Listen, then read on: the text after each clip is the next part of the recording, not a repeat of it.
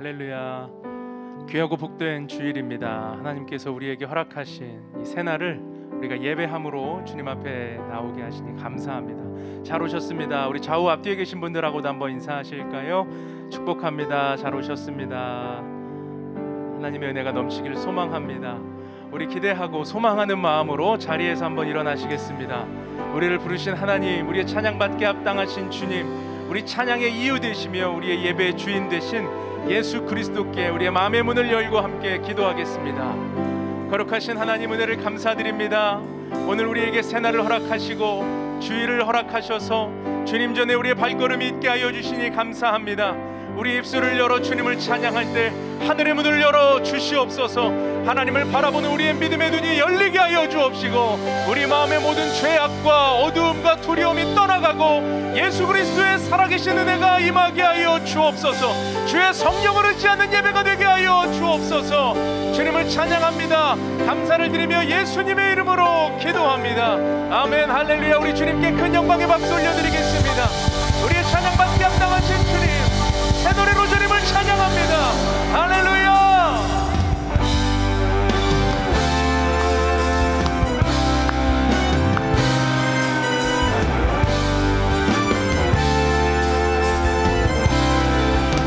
거룩한 주님의 성전에 모인 백성들 와서 경배해 주님께 영광 돌리리라. 주님의 일들은 놀랍고 길은 참되도다. 모든 자녀들 기뻐 즐거워하네. 보좌에 앉으신 어린 양께 찬송하라. 모든 민족이 그분께 영광 돌리리라. 수금과 비파로 공교히 주를 높이어라. 소리 높여서 새 노래로 찬양.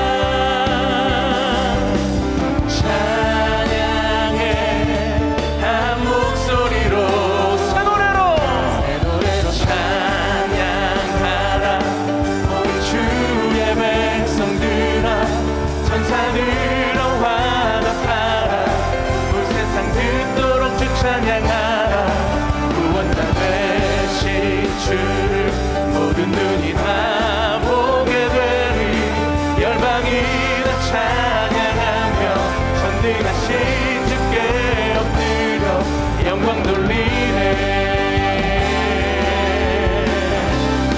보좌에 앉으신 어린 양께 찬송하라. 모든 민족이 그분께 영광 돌리. 수금과 비파로 공교히 주를 높이어라. 소리 높여서 새 노래로 찬양해.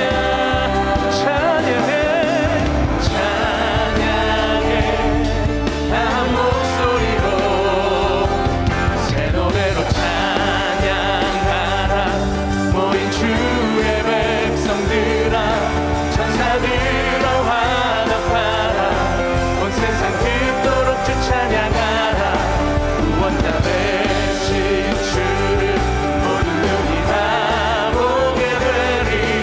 열방이 다 찬양하며 전능하신 주께 엎드려 영광 돌리네. 고백합니다. 찬송과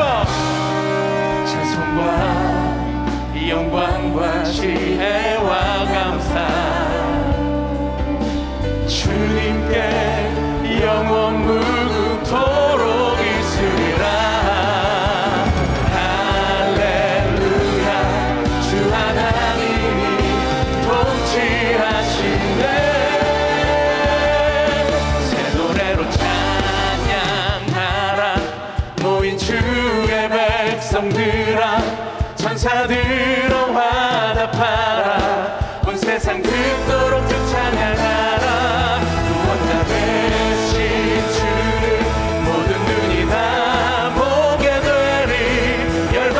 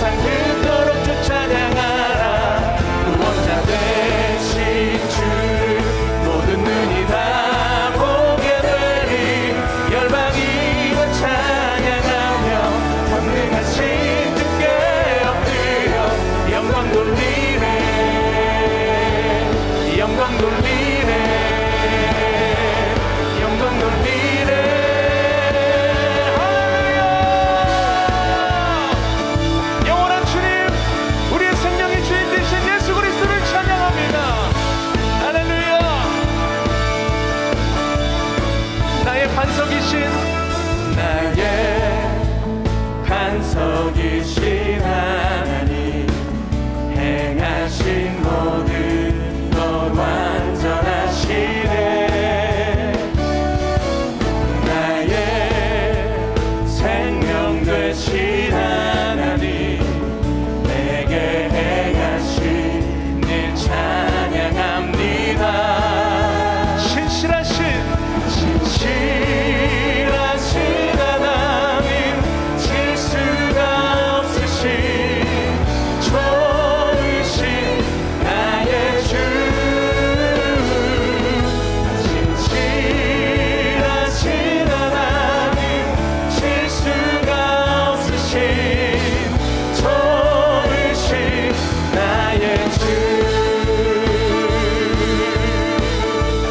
나의 반석이신 하나님 나의 반석이신 하나님 행하신 모든 것 완전하시네. 나의 생명 되신 나의 생명 되신 하나님 내게 행하신 일 찬양합니다. 신실하신 하나님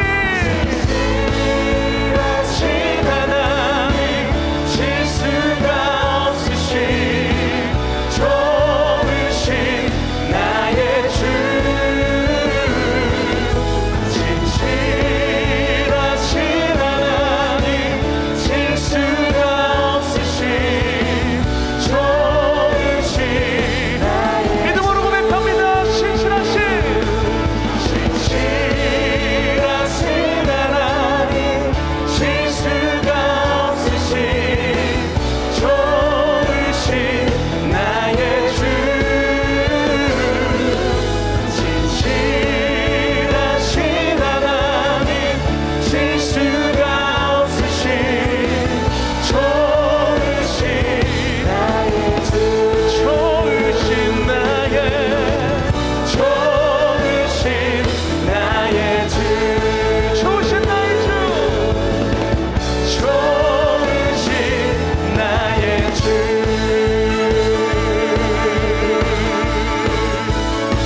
우리의 반석이요 우리의 생명이요 우리의 소망 되신 예수 그리스도를 찬양합니다. 주님 홀로 영광 받아주시옵소서. 할렐루야. 우리의 소망 되신 주님, 반석이신 주님, 생명이신 주님, 주님을 찬양합니다. 주님을 높여드립니다. 아멘 아멘 할렐루야.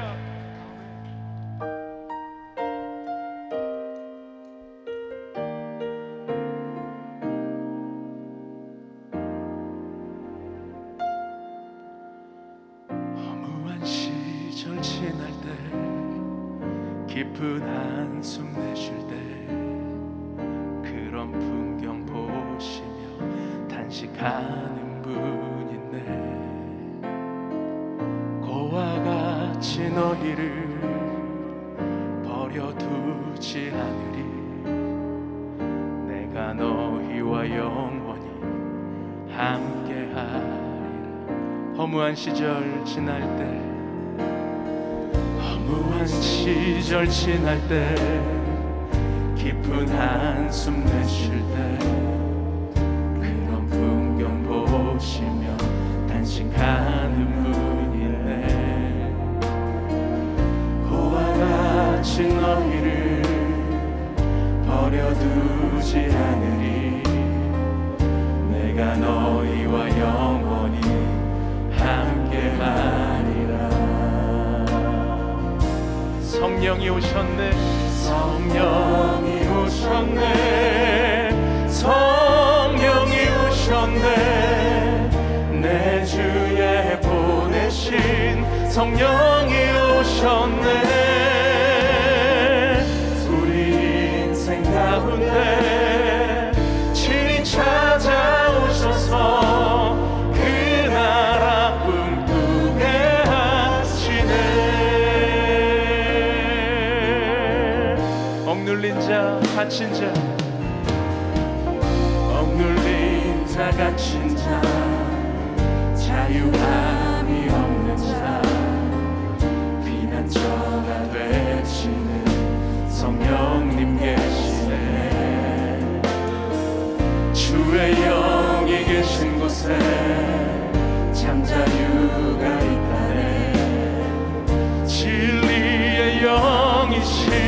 성령이 오셨네. 성령이 오셨네.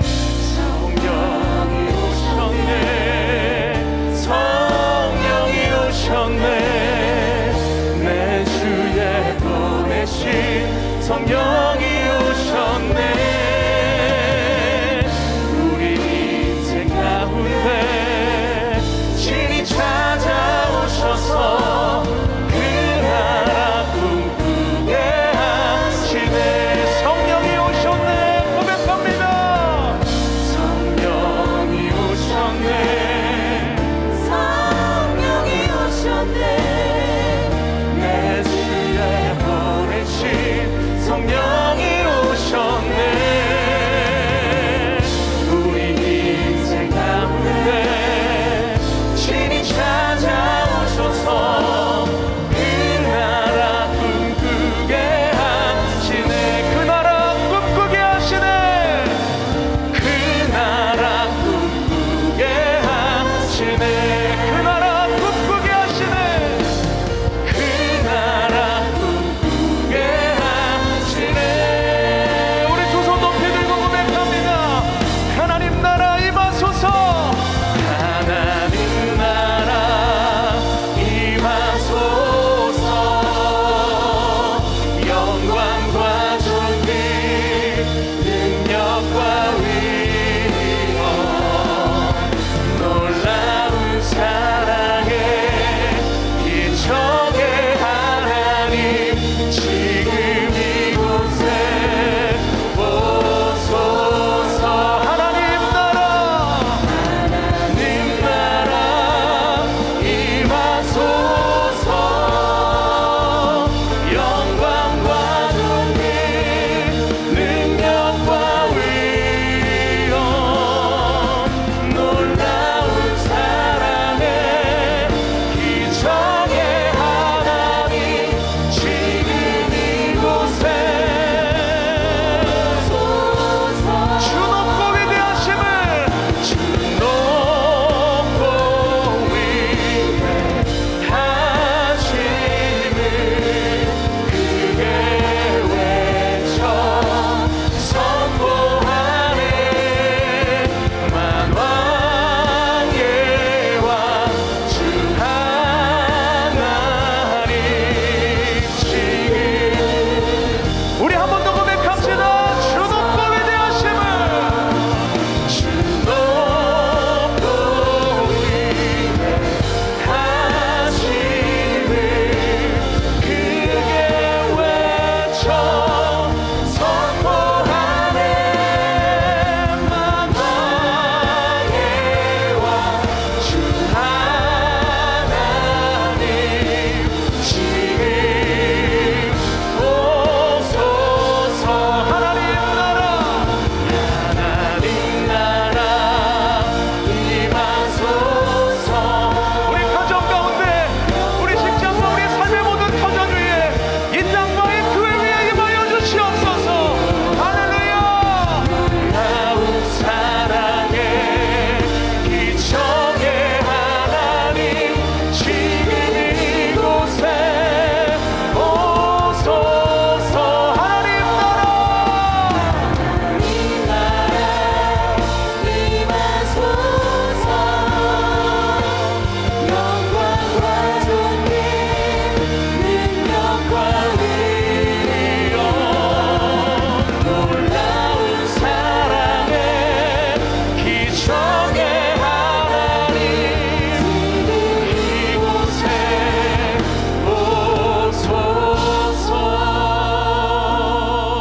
오소서. 성령 하나님, 우리와 함께 하시는 주님의 놀라운 은혜를 찬양합니다. 주님을 바라봅니다. 주님을 송축합니다. 우리 예배 가운데 임하신 주님을 의지합니다. 오 주님, 성령 하나님, 오늘 이 시간 우리가 주님 앞에 섰습니다. 우리 내면의 탐욕과 죄악과 이 세상에 물든 모든 마음들을 주께 내려놓사오니 주여 우리를 정결케 하여 주시옵소서. 우리를 주의 보혈로 깨끗게 하여 주시옵소서. 더 이상 이 땅의 것을 묵상하고 살아가는 삶이 아니라 하늘의 신령한 것을 바라보며 하나님을 의지하며 살아가는 믿음을 갖게 하여 주옵소서. 주님, 우리 교회와 이 땅과 또 우리 삶과 가정 가운데 하나님 나라가 임하기를 원합니다. 그 나라를 꿈꾸게 하시는 주의 성령을 의지하며 살아가는 복된 믿음의 삶이 되게 하여 주옵소서. 오늘도 말씀을 따라 더 깊은 곳으로 주님 앞에 나아갑니다. 우리의 심령을 만져주시고 우리의 모든 듣는 귀를 열어주시고 주의 말씀이 들려올 때에 아멘으로 순종하며 우리의 삶에 열매 맺는 믿음의 시간 되게 하여 주옵소서. 함께 하실 주님을 찬양하오며 예수님의 이름으로 기도합니다. 주님의 성령 지금 이곳에 임하소서.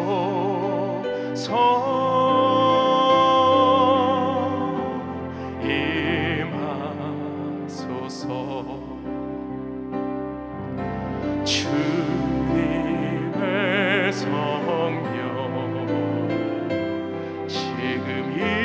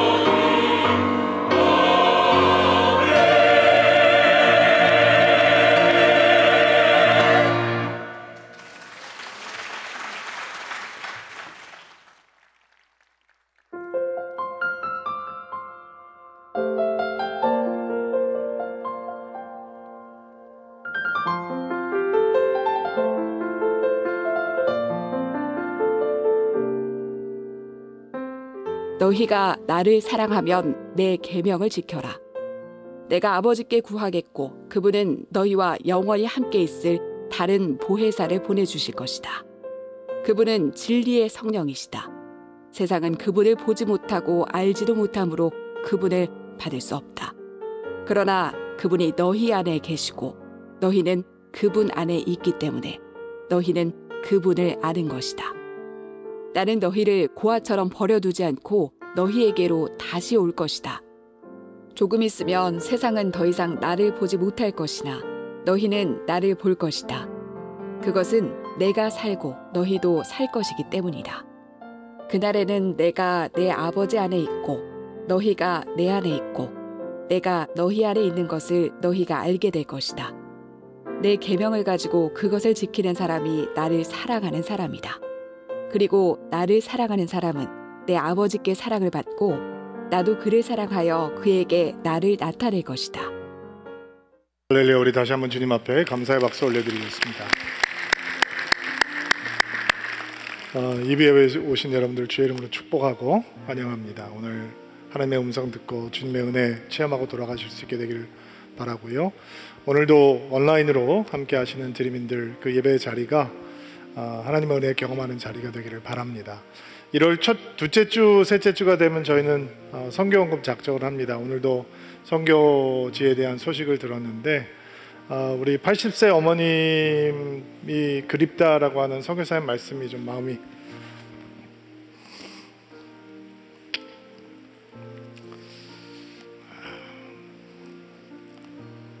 이번에 감사한 건 복음이 들어갈 수 없는 곳에 이제 준비하고 계시는 젊은 선교사님을 만나게 됐어요. 아마 여러분들도 우리나라에서도 논란이 됐던 난민들인데 예멘 사람들이 들어왔을 때 굉장히 반대를 하기도 하고 예멘을 돕고 싶은 마음이 꽤 오랫동안 있었는데 유엔을 통해서도 많이 알아보고 여기저기 연락을 해봤는데 선교사님들이 한 명도 없다는 거, 다 철수하고 나와 있어서 복음이 막혀 있고 여행 흑색 국가이고 여행 자체가 불가능한 나라인데 저희 교회 교육자 중에 한 분 친구가 되는 여러분 영상에서 보신 맷 로저스라고 하는 선교사님이 5년 동안 언어 훈련을 마치고 그가 들어가려고 하는 지역은 다이렉트가 조금 다르기 때문에 북아프리카에 가서 그 난민들을 도우면서 준비하고 계시는데 제가 그분이 그동안 한 2, 3년 동안 선교 보고를 했던 내용들을 보면서 가슴이 진짜 뜨거워지더라고요. 아이가 그렇게 어린데 굉장히 위험한 지역이거든요. 들어가기 위해서 첫 번째 선교사 팀으로 들어가기 위해서 준비하고 있고 저희가 함께 협력하고 도울 수 있는 것이 너무 감사하다라는 생각이 들었습니다. 하나님의 화살촉이 되기 원하는 저희들의 마음 때문에 저런 분들과 연결이 되지 않는가라고 하는 생각도 해보고요. 오늘 저희가 2022년 선교 사역을 위해서 이제 선교원금을 작정하는 주일인데 여러분들 평소 때는 이렇게 페이퍼를 나눠드렸는데 이제 코로나 때문에 페이퍼를 못 나눠드리지만 영상으로 보시면 이제 QR 코드도 올라올 거예요. 그리고 여러분 홈페이지로 들어가시면 거기서 작정을 하실 수도 있고 유튜브에 들어가시면 거기 안내 링크가 들어 있거든요. 핸드폰 한번 다 꺼내 보시고요. 오늘 선교원금 작정하는 시간을 가질 텐데 거기에 보시면 국내외에서 진행되고 있는 사역들 자세하게 안내되어 있으니까 서울드림교회가 어떤 사역을 하고 있는지도 좀 관심 있게 읽어주시고요. 오늘 작정을 할 텐데 요즘은 은행에 가시지 않아도 자동이체를 핸드폰으로 신청하실 수 있으니까 될 수 있으면 자동이체로 신청을 해주시면 감사하겠고요. 자동이체 신청하실 때 이름하고 생년월일을 꼭 기록해 주셔야 동명이인들이 있기 때문에 기록해 주시기를 부탁드리겠습니다. 이름, 그 다음에 생년월일, 연락처, 작정금액, 월 작정을 하실 수도 있고 그냥 럼썸으로 일시불로 선교금을 하실 수 있는데 부탁드리기는 모든 성도님들이 다 하셨으면 좋겠어요. 안 하시면 안 된다라고 생각하시면 좋을 것 같아요. 그리고 힘을 다해서 할 수 있을 만큼 최선을 다해서 해주시면 선교사님들 돕고 복음을 전하는 데 잘 흘려보내도록 하겠습니다. 저희들이 기도하고 같이 작정하는 시간 잠시 갖도록 하겠습니다. 하나님, 선교하는 교회가 되기를 헌신합니다. 국내에서 그리고 해외에서 복음을 전하는 일, 어려운 일을 돕는 일에 예수님의 사랑을 흘려보는 일에 최선을 다하는 서울 드림교회가 되기를 헌신합니다. 2022년 선교헌금 작정을 하는 주일인데 성도님들의 마음을 감동해 주시고 뜨겁게 해주셔서 우리들의 마음을 모두어서 정말 복음의 역사가 왕성하게 일어날 수 있도록 하나님 우리들의 사랑을 사용하여 주시고 우리들의 기도를 사용하여 주시고 우리들의 헌금을 사용하여 주옵소서.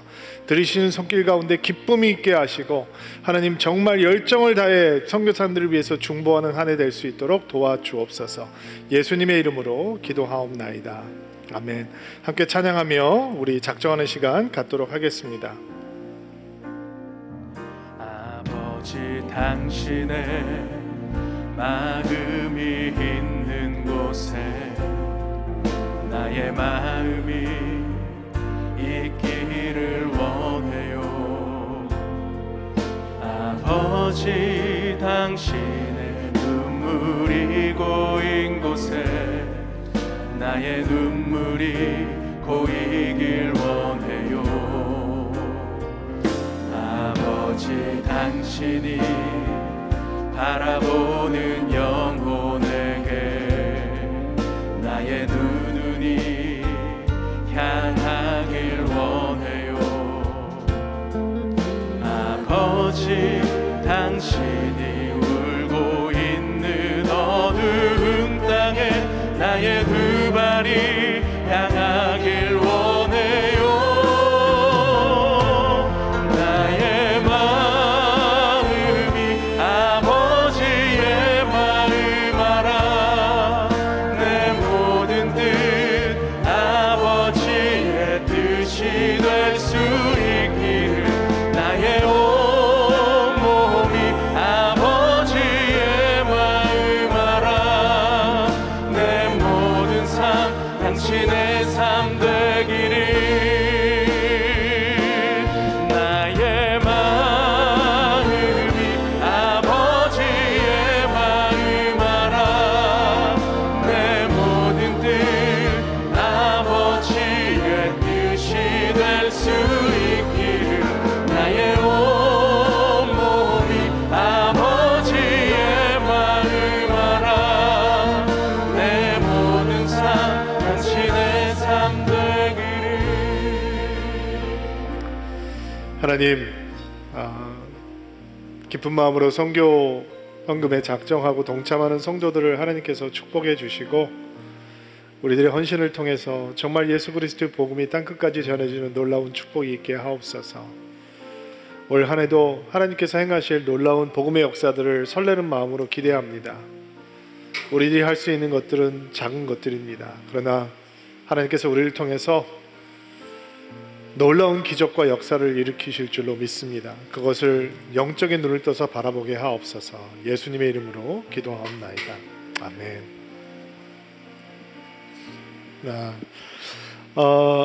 성가대 오늘 너무 감사한 마음이 뭉클하고 감사가 되네요. 그냥 일상으로 돌아가는 것 같아서 빨리 산부도 성가대가 회복이 됐으면 좋겠다라는 마음 갖게 됩니다. 기도해 주시기를 부탁드리고요.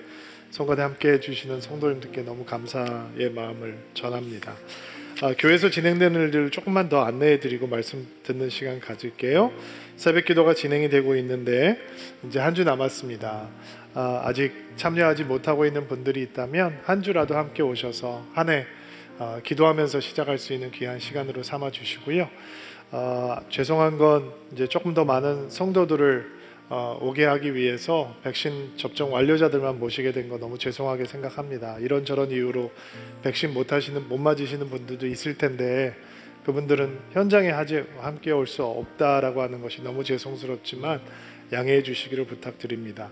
저희가 마지막 날이 되면 성도들을 향해서 축복하고 기도하는 안수 기도하는 시간이 있는데 올해도 코로나 때문에 안수하는 시간을 갖지 못할 것 같습니다. 대신 여러분들께서 기도 제목 내주시면 저희들이 목사님들 다 이렇게 분배를 해서 전화 신방을 하면서 일일이 작년처럼 기도해 드리도록 하겠습니다. 우리 성경도 보내드리고 말씀도 보내드리고 여러분들에게 전화를 걸어서 기도해 드릴 테니까 뭐 기도 받냐 이렇게 생각하지 마시고 저희들은 간절한 마음으로 축복해 드릴 테니까 여러분들 뜨거운 마음으로 기도를 받으시면 좋을 것 같아요.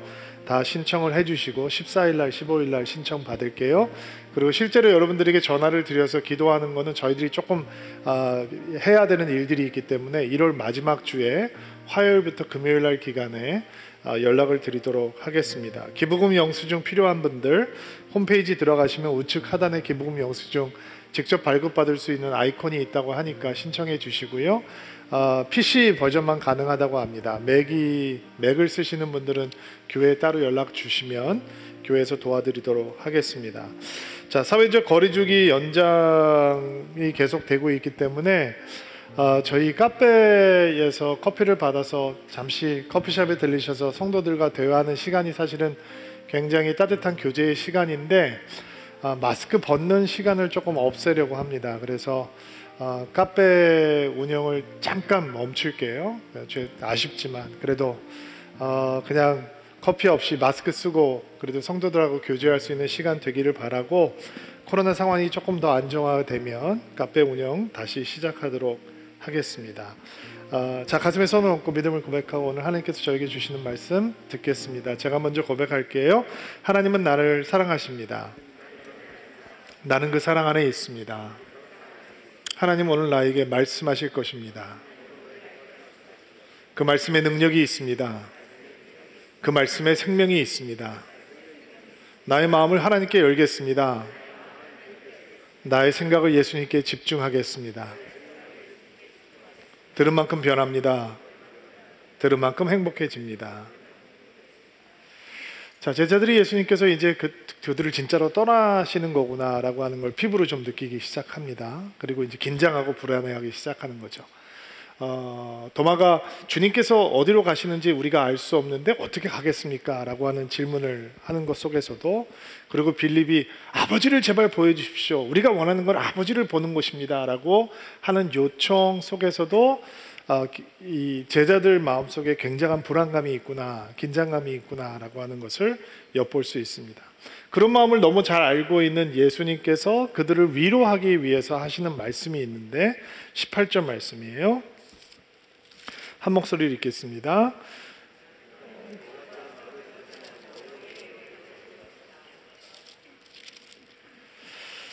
자, 예수님께서는 불안해하는 제자들에게 내가 너희를 고아처럼 내버려두지 않을 것이다 라고 말씀을 하십니다. 고아라고 하는 말 속에 제자들이 어떤 마음을 가지고 있는지 그대로 다 드러나 있는 거예요.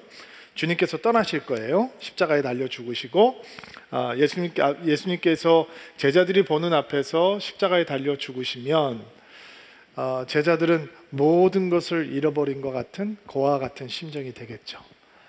그들은 두려워질 것이고 괴로워질 것이고 그들은 정말 모든 것이 끝나버렸다라고 생각하는 이런 암담한 마음속에 처해질 수밖에 없을 거예요. 더 괴로운 건 우리가 버림받았다. 주님께서 죽으셨구나. 모든 게 다 끝났다.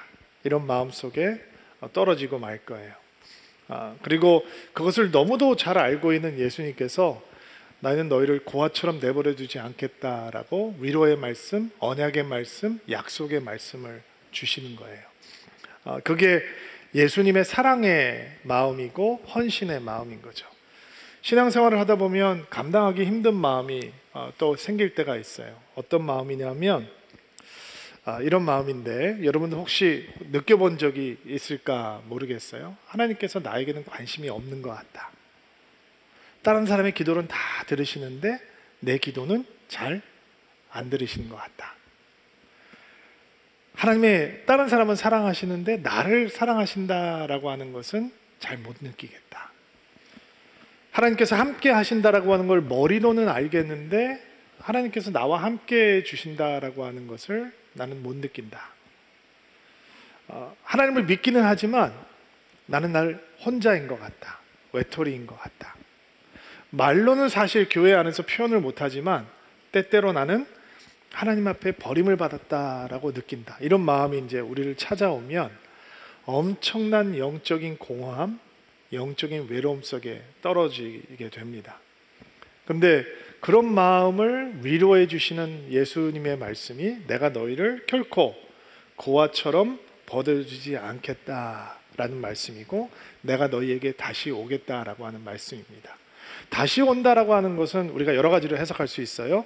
부활하시는 것을 의미한다라고 생각할 수도 있고 예수님께서 재림하시는 것을 얘기할 수도 있고, 그런데 여기 오늘 14장의 상황을 보면 우리가 이 말씀을 어떻게 해석하고 이해하는 것이 가장 적절하냐면 예수께서 떠나신 자리에 성령께서 오신다라고 하는 것을 내가 너에게 다시 온다라고 하는 말씀으로 해주고 계신다라고 해석하는 것이 가장 적절할 것 같아요.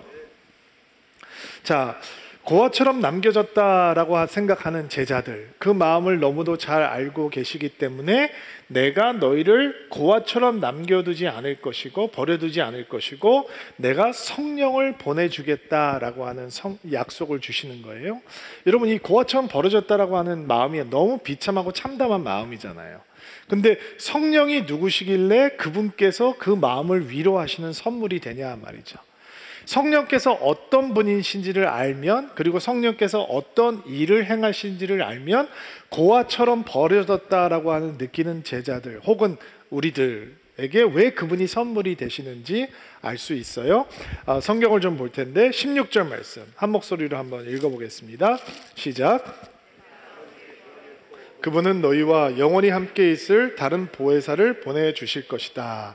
자, 성령이 고아처럼 버려졌다라고 생각을 하고 있는 제자들에게 위로의 선물, 언약의 선물이 되는 이유는 그분의 이름 속에 담겨져 있어요.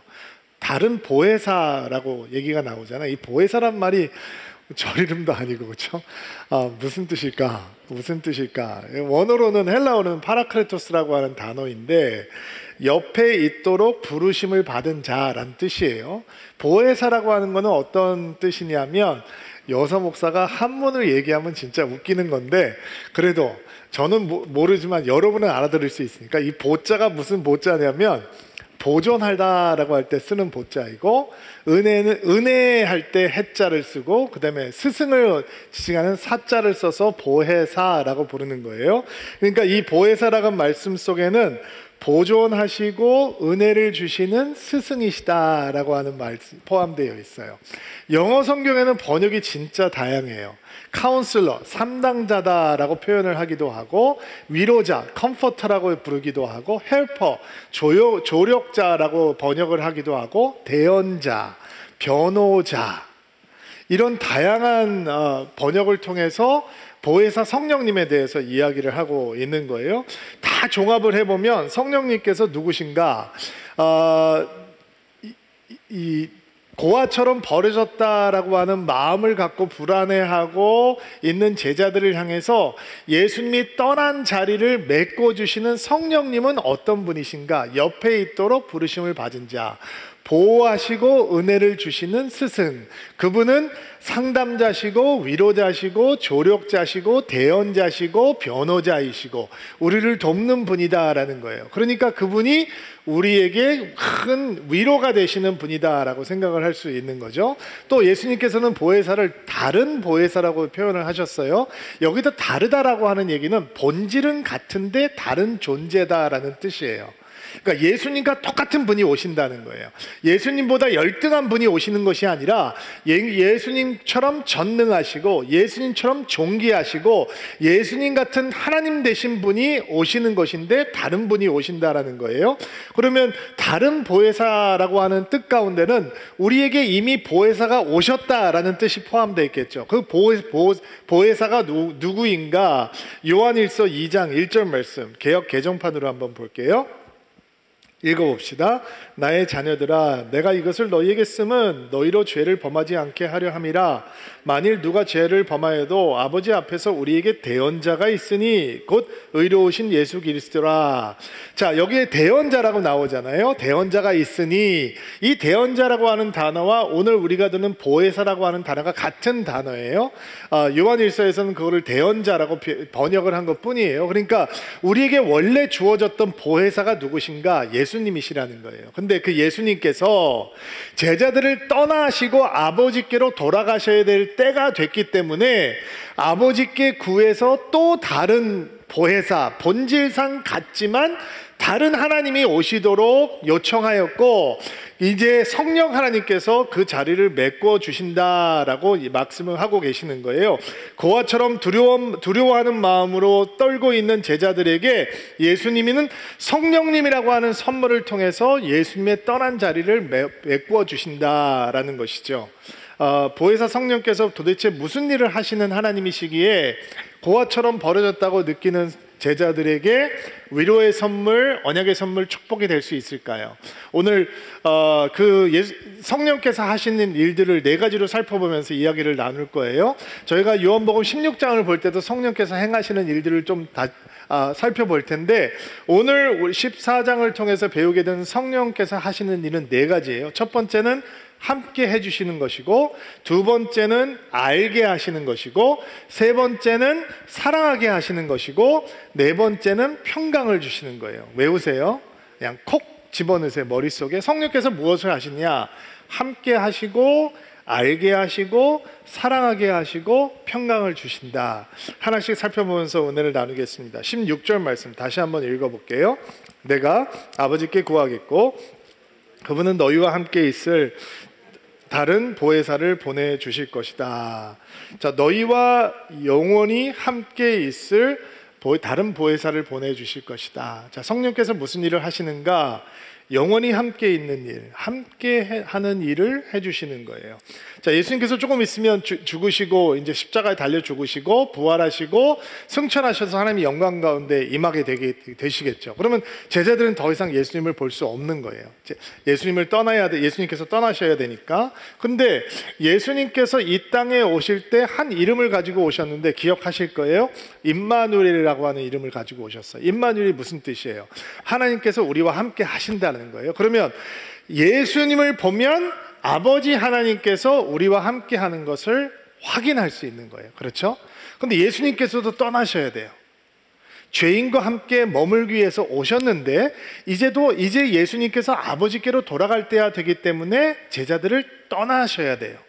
근데 다른 보혜사가 오세요. 그 다른 보혜사의 역할은 뭐냐? 아버지 하나님께서 그리고 떠나시는 성자 하나님께서 그들과 아직도 함께 하신다는 것을 확신시켜주는 분이세요. 성령께서 함께 해주심으로. 이게 성령의 존재의 영성인 거죠. 우리를 영원히 함께 해주신, 우리와 영원히 함께 해주신다. 시간적인 개념으로만 이해하시면 안 돼요. 영원히 함께 하신다는 걸.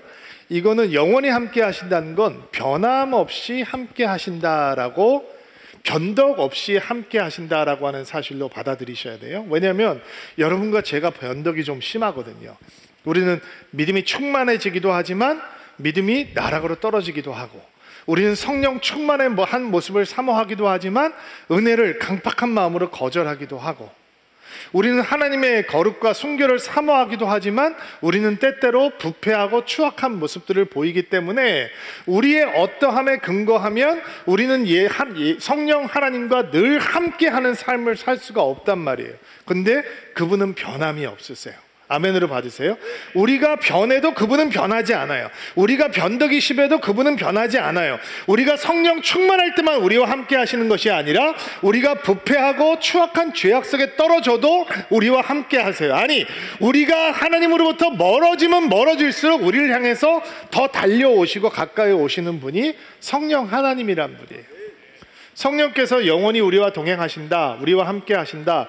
여러분, 예수님께서는 육신을 가지고 계신 분이셨기 때문에 한계가 있어요. 제한이 있단 말이에요. 갈릴리에 계신 예수님은 예루살렘에 있을 수 없어요. 근데 성령 하나님은 어디든지 함께 하시는 거예요. 모든 성도들과 함께 하시는 거예요. 어느 지역이든지 어느 순간에든지 그분은 우리와 함께 하시는 하나님이 되신다는 거예요. 왜 이 사실이 우리에게 위로가 되는가? 변함없이 우리와 함께 해주신다라고 하는 성령 하나님이 왜 우리에게 큰 언약과 약속이 될 수 있는가? 왜냐하면 때때로 우리가 믿음을 가지고 있으면서도 우리는 혼자 있다, 홀로 있다라고 하는 외로움 속에 떨어질 수가 있기 때문이에요. 여러분 주변을 돌아보세요. 꽤 많은 성도들이 계시잖아요. 여러분들 셀 하시고 사역하시고 아는 사람도 많고, 여러분들 전화 걸어서 연락처 보면 뭐 수백 명, 어떤 사람들은 수천 명의 전화번호가 여러분 이 핸드폰에 저장이 되어 있고, 소셜 미디어를 통해서 얼마나 친구들이 많아요. 인터내셔널 하잖아요. 막 좋아요 버튼을 누르는 사람들이 인터내셔널 하잖아요. 저희 교회 틴지 예배는요, 남미에서 사람들이 들어와서 실시간으로 예배를 드려요. 어떻게 아는지 모르겠어요. 그러면서 거기에 영어로 막 댓글을 올려놔요. 그러면 우리 교회 스태프들이 영어로 댓글을 올려요. 어떻게 아는지 모르는데 우리도 당신과 함께 예배합니다 라고 하면서 이렇게 팬덤이 생겼어요. 근데 소통이 없다라고 느낄 때가 있어요. 그렇게 많은 사람이 좋아요 버튼 눌러주고 그렇게 많은 팔로워들이 생겨도 내가 혼자구나 라고 생각할 때가 있단 말이에요. 제가 어떤 목사님의 간증을 잊지 못하는 간증이 있는데, 아마 제가 목사니까 그 목사님의 간증을 기억하는 것 같아요. 이 목사님이 사모님이 그냥 목사님을 버리고 떠나셨어요. 그래서 혼자가 되셨는데 목회를 포기하고 사임을 하려고 그랬는데 교회에서 그 목사님 그냥 버림받은 게 무슨 큰 허물이 되겠습니까? 그냥 우리 교회에서 목회를 해주십시오 라고 하면서 혼자 목회를 하시는 분이에요. 라스베가스에서 그렇게 큰 규모 있는 교회가 만들어지기가 쉽지 않은데 굉장히 큰 규모의 교회가 만들어졌어요. 크리스마스 이브, 크리스마스 서비스를 몇 번을 드리는 거예요. 수천 명의 사람들이 와서 예배를 드리면서 지나가는데, 이분께서 이틀 동안 예배를, 그렇게 많은 성도들과 예배를 드리고 막상 예배가 다 끝나고 크리스마스 오후가 됐는데 같이 밥 먹을 사람이 없는 거예요. 그래서 크리스마스 날 누가 식당 가겠어요? 다 가족들하고 함께 있죠. 그랬는데 식당에 혼자 찾아가서 밥을 먹는데 기구하고 외롭더래요. 내가 혼자구나. 궁상스럽기도 하고. 텅 빈 식당에서 혼자 밥을 먹으면서 방금 전까지 수천 명하고 예배를 드렸던 목사가 내가 철저하게 혼자구나, 그 외로움과 적막감이 자기를 찍어 누르는데 견딜 수가 없더라라는 마음이, 말이 오랫동안 남아있어요. 인생은 혼자 왔다 홀로 가는 거잖아요. 그래서 내가 영원히 변함없이 너와 함께 있겠다라고 하는 성령님의 은혜가 각별하게 다가오는 거예요. 여러분 혼자 아니에요. 여러분 외톨이 아니에요. 여러분 영적으로 충만할 때만 성령께서 가까이 계시고, 여러분 영적으로 흔들리면 성령께서 이거 봐라, 상종할 인간이 못 되네, 떠나가시는 거 아니에요. 언제나 함께 계세요. 여러분 혼자라고 느낍니까? 버림받았다고 느낄 때가 있습니까? 여러분 옆을 보세요. 거기 성령이 계세요. 여러분 안을 보세요. 그 안에 성령께서 내주하고 계시는 거예요. 그게 우리가 예수의 사람이라고 하는 증거예요. 떠나지 않는 성령님이 우리와 함께 계시는 거예요. 자, 성령께서 또 어떤 일을 하시느냐? 17절 말씀 읽어볼게요. 읽겠습니다. 그분은 진리의 성령이시다. 세상은 그분을 보지도 못하고 알지도 못하므로 그분을 받을 수 없다. 그러나 그분이 너희 안에 계시고 너희는 그분 안에 있기 때문에 너희는 그분을 아는 것이다. 세상은 진리의 성령을 알 수 없다라고 예수님께서 말씀하세요. 보지도 못하고 알 수도 없고 받을 수도 없고 관심이 없으니까. 보통 요한이 쓰고 있는 세상이라고 하는 단어는 하나님에게 관심을 두지 않는, 하나님과 철저하게 차단되어 있는, 하나님을 거부하는 세계를 세상이라고 표현을 해요. 그런데 우리는 성령을 알 수 있다라고 얘기를 하죠. 왜요? 성령께서 우리 안에, 우리가 그분 안에 있기 때문이에요. 그래서 우리는 그분을 안다라고 얘기할 수 있는 거예요. 다시, 그분이 우리 안에, 우리가 그분 안에. 이 표현이 뭐냐? 예수님께서 쓰시는 표현이잖아요. 아버지와 아들과의 관계를 얘기하면서 나는 아버지 안에, 아버지는 내 안에. 이게 사귐과 친밀의 언어잖아요. 그분은 나를 아시고 나도 그분도 알고, 성령께서 우리를 아시고 우리도 성령을 알고, 나는 그분 안에, 그분은 내 안에. 이런 친밀한 사귐이 있는 것, 이게 바로 성령께서 우리 안에 행하시는 일이란 말이에요. 성령님을 친밀하게 알게 하시는 일을 성령께서 우리 가운데 행하신다는 거예요. 여러분, 성령이 변함없이 우리와 함께 하신다라고 하는 사실과 우리가 성령과 친하다라고 하는 사실은 완전히 별개의 문제예요. 제가 재미있는 이야기를 들은 적이 있어요. 어느 친구 교회 집회를 하러 갔어요. 설교를 하는데 거기 있는 성도님 한 분이 저한테 웃으면서 이런 얘기를 합니다. 목사님, 저희 교회 목사님하고 친구시죠? 네, 제발 얘기 좀 해주세요. 무슨 얘기를 할까요? 그러니까 성도들하고 얘기 좀 하라고, 대화를 좀 하라고 얘기를 해주세요. 이러니 과묵한 분이에요. 과묵한 분. 같이 있으면 이 사람이 살아있나 죽어있나 한번 찔러봐야 될 그런 종류의 사람인 거예요. 부류의 사람인 거예요. 근데 이분이 너무 은혜가 있는 분인데 과묵하니까 이 성도께서 목사님하고 좀 교제를 하기 위해서 이제 따로 식사의 자리를 만드시는 모양이에요. 그러면 가서 개인적인 대화를 하고 교제를 해야죠. 관계가 깊어질 수 있게. 근데 이분이 인사를 하고 앉아서 식사를 하시는데 앉아서 밥만 먹더라는 거예요. 아무 얘기 안 하고.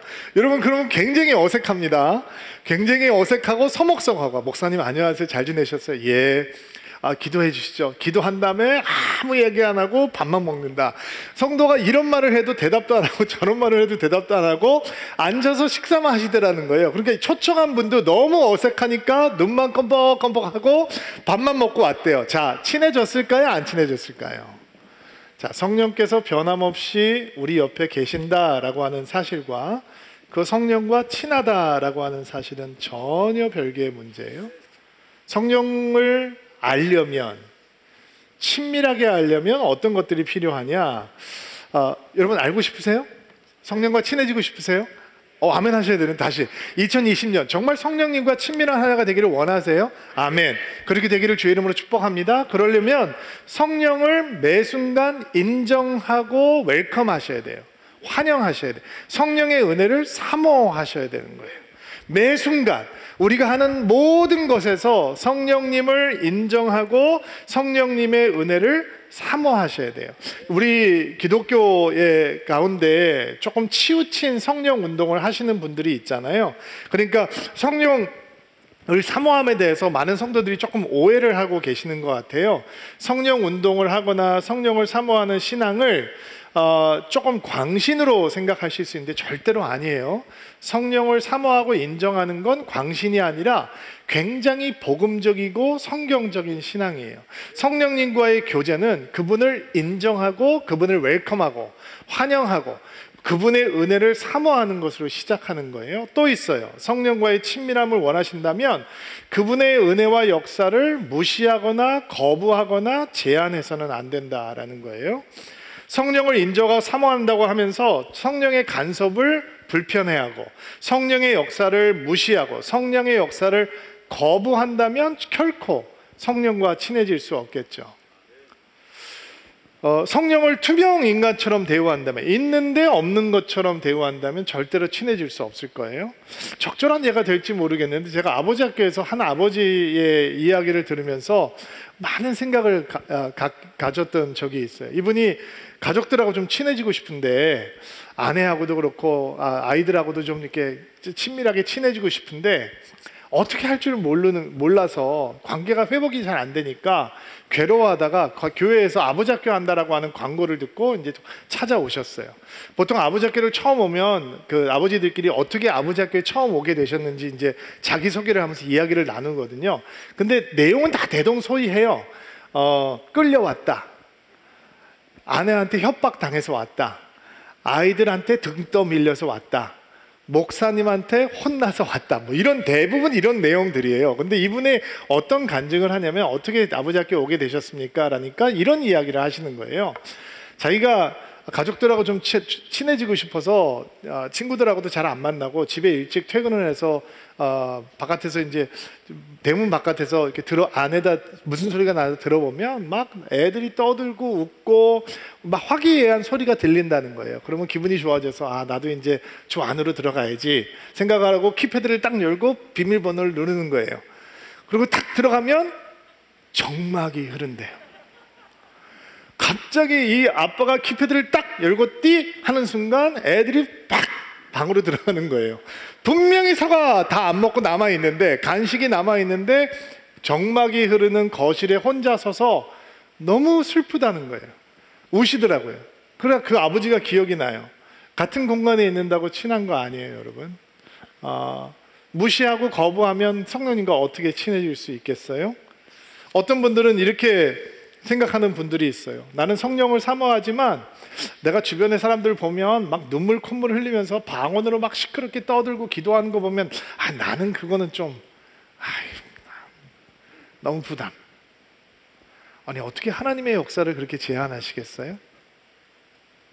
인간이, 하나님께서 인간 안에 오셔서, 성령께서 우리에게 오셔서 우리 콧물 눈물 흘리게 하신다면 아멘으로 받아. 아니 나는 그거는 좀 우아하지 않아서, 고상하지 않아서 난 부담. 기도하는 건 좋은데 저렇게 막 이상한 소리 내면서 막 시끄럽게 기도하는 거, 나는 그거 기지라. 무슨 뭔 기질? 성령께서 행하시겠다는데 무슨 말씀을 하시는 거예요? 성령을 웰컴하고 성령께서 우리 가운데 행하시는 것을 제한하지 않는 것이 성령과의 교제가 더 깊어지는 길이죠. 성령과 친밀한 교제를 원하신다면 여러분 매 순간 성령을 쫓아 행하셔야 되는 거예요. 성령을 쫓아 행한다라고 하는 것은 두 가지 날이 있어요. 먼저는 성령께서 원하시는 것을 행하는 것이고, 두 번째는 성령을 근심하지 않게 하는 거예요. 성령께서 원하시는 것은 성령의 지배를 받는 것이고, 성령께서 근심하시는 것은 죄의 본성을 따라 사는 거예요. 로마서 8장 5절부터 9절 말씀을 한번 볼게요. 한 목소리 읽겠습니다. 죄의 본성을 따라 사는 사람들은 죄의 본성이 바라는 일을 생각하지만 성령을 따라 사는 사람은 성령이 바라시는 일을 생각합니다. 죄의 본성의 지배를 받는 사람의 생각은 죽음이지만 성령의 지배를 받는 사람의 생각은 생명과 평강입니다. 죄의 본성이 생각하는 것은 하나님을 거스르는 것입니다. 그것은 하나님의 법에 복종하지 않을 뿐 아니라 할 수도 없습니다. 죄의 본성의 지배를 받는 사람은 하나님을 기뻐하시게 할 수 없습니다. 그러나 하나님의 영이 여러분 안에 계신다면 여러분은 죄의 본성의 지배를 받지 않고 성령의 지배를 받게 됩니다. 누구든지 그리스도의 영이 없는 사람은 그리스도에게 속한 사람이 아닙니다. 성령께서는 죄의 본성을 따라 살아가고 있던 사람들에게 성령의 지배를 받는 사람으로 변화시켜 주시기, 성령의 역사인 거예요. 성령과 친밀해지기 시작하면, 성령을 쫓아 살기 시작하면 이런 지배를 바꾸는 하나님의 은혜가 임하게 된다는 것. 매 순간 성령의 지배를 받는 삶이 되기를 사모하는 믿음이야말로 성령을 알고 성령과 친밀해지고 성령의 이끄심을 받는 삶이 되는 것입니다. 이런 삶이 여러분의 삶이 되기를 주 이름으로 축복합니다. 자, 성령은 우리와 함께 하시고 성령을 친밀하게 알게 하시고, 자, 세 번째, 성령께서 행하시는 일은 예수님을 깊이 사랑하게 하는 삶을 살게 해 주시는 거예요. 자, 15절, 21절, 23절 말씀을 읽어볼게요. 자막을 통해서 읽겠습니다. 너희가 나를 사랑하면 내 계명을 지켜라. 21절, 내 계명을 가지고 그것을 지키는 사람이 나를 사랑하는 사람이다. 그리고 나를 사랑하는 사람은 내 아버지께 사랑을 받고 나도 그를 사랑하여 그에게 나를 나타낼 것이다. 23절, 예수님께서 대답하셨습니다. 나를 사랑하는 사람이라면 나의 교훈을 지킬 것이다. 내 아버지께서 그를 사랑하실 것이고 우리가 그 사람에게 와서 함께 있을 것이다. 자, 현대인들이 굉장히 부담스럽게 생각하는 말, 계명, 율법, 훈계, 이런 거죠. 주의 가르침을 지켜야 된다, 십계명을 지켜야 된다, 이런 말씀 굉장히 부담스럽게 느껴요. 이거를 아주 고리타분하게 생각하고 구닥다리 종교라고 생각하고 박물관에나 있어야 되는 그런 종교의 모습이라고 느끼는 사람들이 너무도 많이 있어요. 그러니까 십계명 같은 것이 사실은 우리를 살려주시는 하나님의 언약의 말씀인데도 그걸 굴레와 멍에처럼 받는 거예요. 이렇게 생각하셔야 돼요. 하나님께서 왜 율법을 주셨을까? 하나님께서 왜 십계명 주셨을까? 하나님의 동기가 무엇일까? 우리를 괴롭게 하려고 하는 심술일까? 우리에게 멍에를 씌우려고, 굴레를 씌워서 우리를 무겁게 짓누르려고 하나님께서 우리에게 십계명을 주신 것일까? 아니죠. 우리를 살리기 위해서, 우리를 행복하게 하기 위해서, 하나님의 생명력으로 우리를 충만하게 살기 위해서, 하나님과 스텝을 맞추고 동행하기 위해서 그 말씀을 주신 거예요. 나의 말을 지키는, 계명을 지키는 자가 나를 사랑하는 자이다. 나를 사랑하면 내 계명을 지키게 된다. 이게 부담이에요. 하나님을 사랑하는데 우리는 그 말씀을 따라 살기가 쉽지 않거든요. 그러니까 우리는 이렇게 생각하는 거죠. 노력해야지, 더 열심히 노력해야지. 근데 출발이 잘못됐어요. 하나님, 예수님의 말씀을 따라 산다, 잘 안 된다, 그러면 노력하는 것으로 시작하는 게 아니에요. 사랑하는 것으로 시작해야 되는 거예요. 예수님을 사랑하면 예수님 뜻대로 살아가는 것이 기뻐져요. 예수님을 사랑하지 않으면 예수님을 따라 사는 것, 예수님의 가르침을 따라 사는 건 부담이에요. 무거운 짐이에요. 근데 예수님을 진짜로 사랑하면 예수님께서 기뻐하시는 것을 하고 싶어요. 여러분, 남편이 아내를 사랑하면 아내가 그 양말 이렇게 뒤집어서 넣는 거 싫어하면 자기도 안 하게 된단 말이죠. 자기는 원래 그런 사람이 아닌데 아내가 싫어하는 것 멈추게 되고 남편이 싫어하는 것 멈추게 되는 게 사랑이 깊어지는 거잖아요. 그러니까 만약에 우리가 예수님의 말씀을 따라 사는 것이 싫고 부담스럽고 무겁고 버겁게 느껴지면 노력하기 위해서 기도해야 되는 것이 아니라 더 깊은 사랑에 빠지기 위해서 기도해야 하는 거예요. 사랑이 깊어지면 예수님의 말씀을 따라 살기가 쉬워져요. 그러면 우리를 예수님을 깊게 어떻게 사랑하느냐, 종교적인 열심이 특심이 되면 되는 것이냐? 아니죠.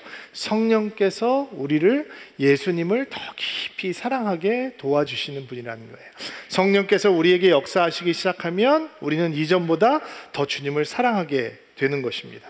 여러분, 성령께서 여러분에게 임하셔서 정말 예수님과 깊은 사랑에 빠지는 한 해가 될 수 있도록 주의 이름으로 축복합니다. 여러분, 사랑이 매너리즘에 빠지면 권태기가 오죠.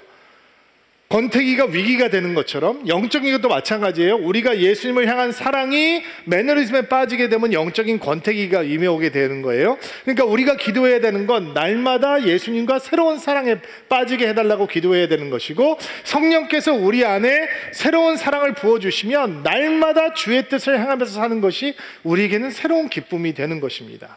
자, 세 번째 말씀 한 군데 더 찾아볼게요. 26절, 27절 말씀 한 군데만 더 보고 말씀 정리할게요. 26절, 27절 읽어보세요. 시작. 진리의 성령이신 보혜사께서 너희에게 모든 것을 가르치시며 내가 너희에게 말한 모든 것을 생각나게 하실 것이다. 내가 너희에게 평안을 남긴다. 곧 나의 평안을 너희에게 준다. 내가 너희에게 주는 평안은 세상이 주는 것과 같지 않다. 너희는 마음에 근심하지도 말고 두려워하지도 말라. 자, 보혜사 성령께서 오실 것이라고 하는 약속과 함께 예수께서는 이런 것을 행하시겠다라고 말씀을 하시는데, 그 얘기는 예수께서 행하신다라는 말씀도 되지만 성령께서 오셔서 그것을 행하실 것이다 라고 하는 말씀도 되는 거예요. 자, 예수님께서 말씀을 하시죠. 내가 너희에게 평강을 준다. 내가 주는 평강은 세상이 주는 평강과 같지 않다. 자, 성령께서 평강을 가져다 주실 것이다. 성령이 우리에게 주시는 평강은 세상이 주는 평강과 같지 않다. 그럼 이 세상이 주는 평강은 어떤 평강인가요? 간단해요. 문제가 해결되면 생기는 평강. 어려움이 없어지면 생기는 평강.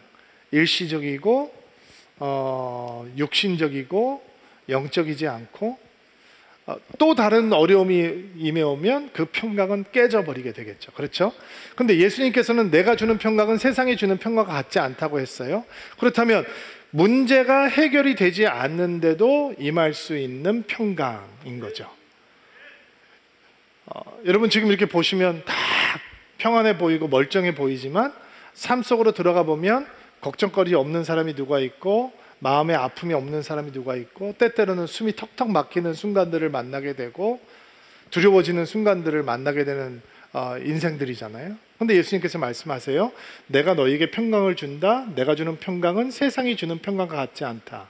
세상은 문제가 없어져야 평강이다 라고 얘기하지만 문제가 있어도 상황이 해결이 되지 않아도 나는 너에게 평강을 줄 수 있다라는 뜻이죠. 그 평강은 영원한 평강이고 영적인 평강이고 우리를 주장하는 평강이고 하나님을 신뢰하고 믿을 때만 생길 수 있는 평강인 거예요. 어떤 한 예수 믿지 않는 분이 저한테 이런 질문을 하시더라고요. 목사님, 진짜 예수 믿는 사람들에게는 그런 평강이 있는 겁니까? 이분이 친한 친구가 있는데 암에 걸려서 투병을 하고 이제 병원에 입원을 했다라고 하는 소식을 들은 거예요. 그래서 친구 몇이 그 친구를 이제 병문안 가기 위해서 병원을 갔는데 갔더니 정말 깜짝 놀랄 만큼 이렇게 병색으로 수척한 모습을 보이면서 자기 친구를 보니까 너무 마음이 아팠더래요. 친구 손을 이렇게 잡고서 위로를 하려고 그러는데 그 친구가 자기 손을 잡으면서 이렇게 얘기를 하더니 너 어떡하냐? 나는 예수 믿으니까 이렇게 안 걸려도 괜찮은데 너는 내가 그렇게 하나님 믿으라고 했는데 아직도 이 나이 되도록 하나님 안 믿고 있으니 야 너는 어떡하니? 그러면서 눈물이 글썽이더라는 거예요. 자기는 지금 막 병세기 완연한 자기 친구를 보면서 야 너 어떡하냐, 너 아파서 야 힘내 하려고 갔는데 자기를 보면서 그렇다는 거예요. 그래서 너 진짜 괜찮은 거야? 너 이렇게 암 걸려서 힘들고 아픈데 너 괜찮은 거야? 아니 나는 괜찮지, 너가 문제인 거지 라고 얘기를 하는 거예요. 저를 만나면서 목사님 진짜 예수 믿는 사람에게는 그런 평강이 있는 겁니까? 어떻습니까? 여러분에게 그런 평강이 있습니까?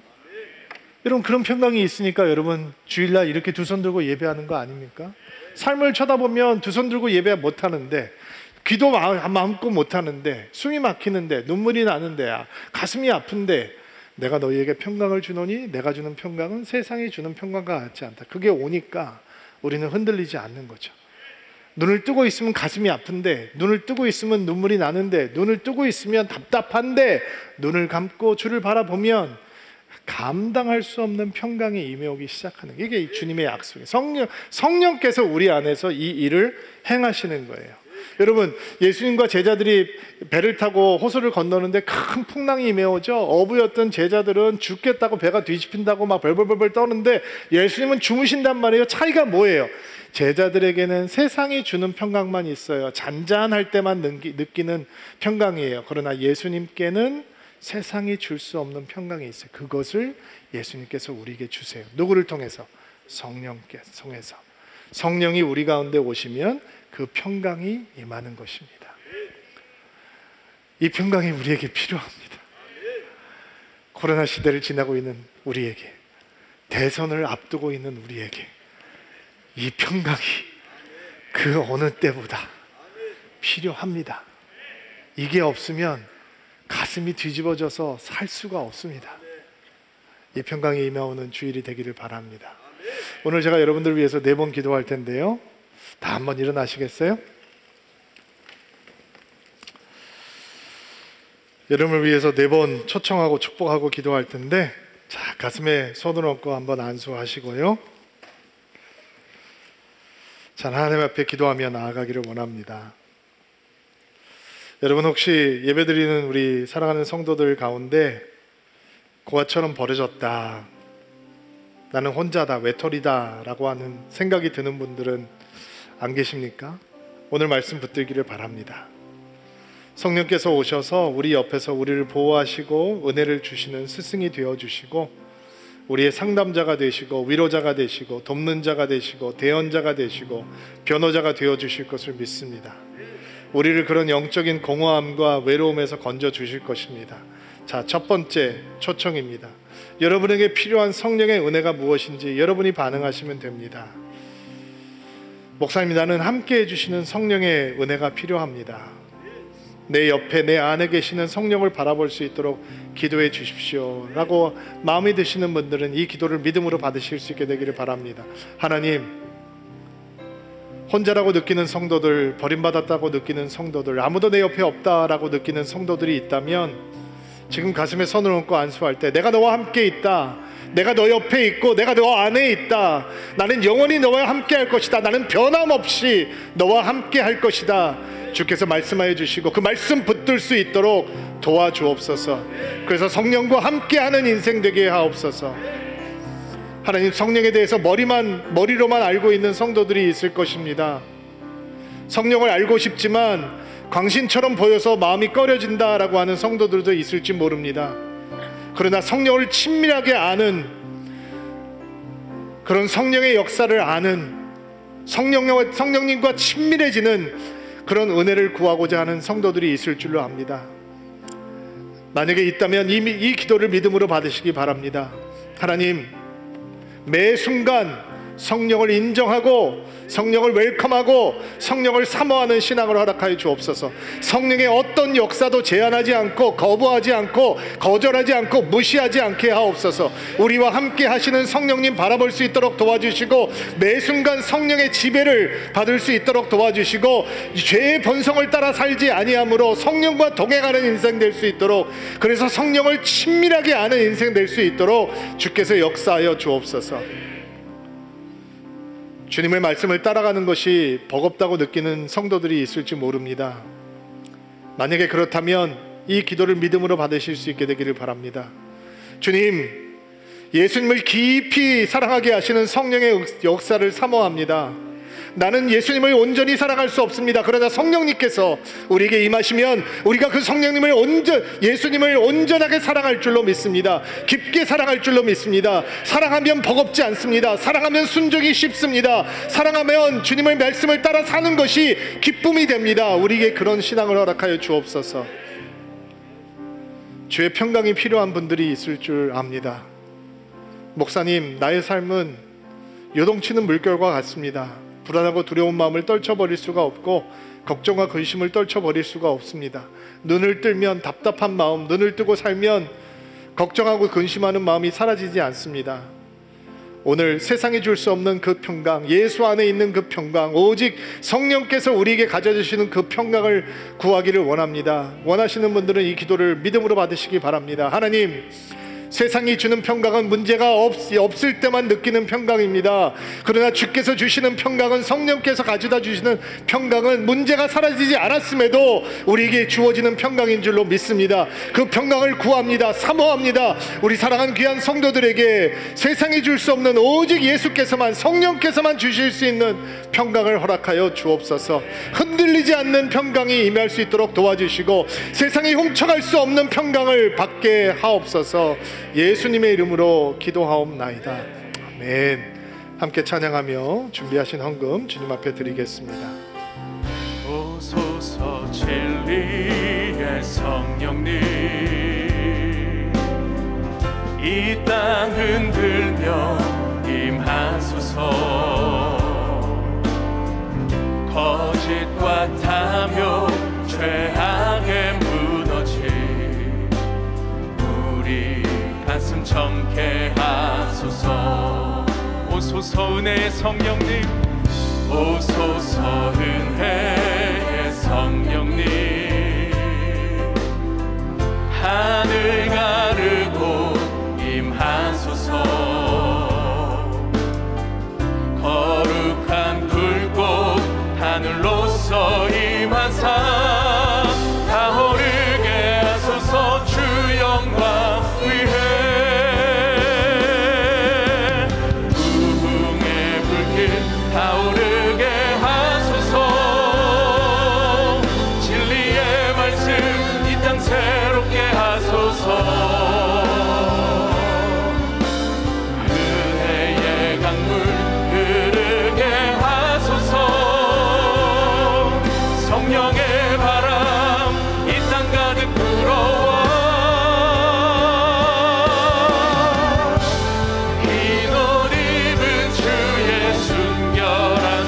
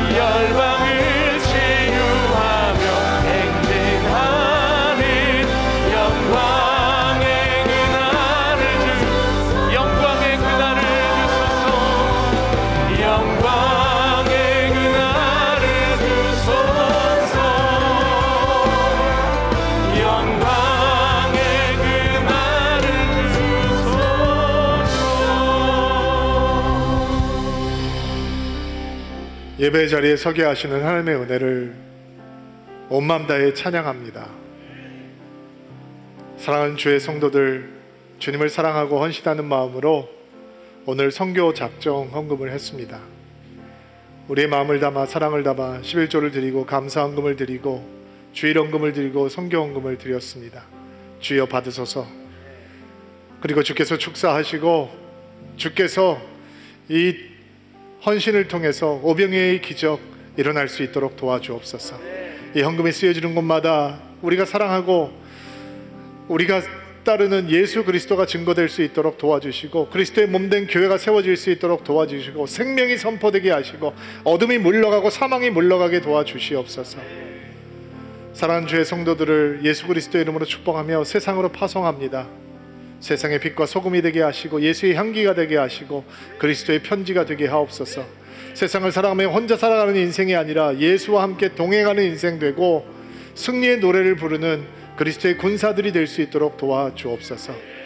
이제는 우리 주 예수 그리스도의 은혜와 하나님 아버지의 놀라우신 사랑과 성령님의 교통하심 충만케 하심이 오늘 기쁜 마음으로 주 앞에 나와 예배드리는 사랑하는 드림인들 위해 이 나라와 민족 위에 지금도 열방에 흩어져 주의 복음을 들고 수고하고 복음을 증거하고 있는 주의 종들 선교사님들 위해 이제로부터 영원토록 함께 하시기를 간절히 축원하옵나이다. 아멘.